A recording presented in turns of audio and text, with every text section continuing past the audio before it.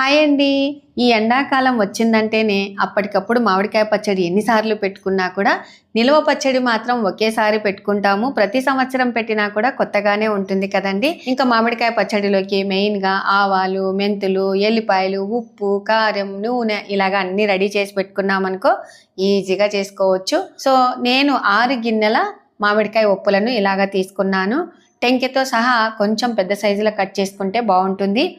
ఇంకా వాటిలోకి 1 గిన్నె కారము, 1 గిన్నె ఉప్పు, వాటితో పాటుగా 3/4 గిన్నె ఆవపిండి, అలాగే మెంతిపిండి వచ్చేసి సగంలో సగం. సో మెంతిపిండి అనమాట. ఇంకా కాసింత పసుపు, ఎల్లిపాయలు ఇలాగ వేసేసి బాగా కలిపి ఉప్పలన్నీ ఆయిల్లో వేసేసి కాసేపు అలాగనే పెట్టి తీసి మనం కలిపి పెట్టుకున్నటువంటి ఉప్పు కారం ఇవన్నీ ఉన్నాయి కదా అందులో బాగా దొలిపి ఒక టబ్బులో వేసేసానండి.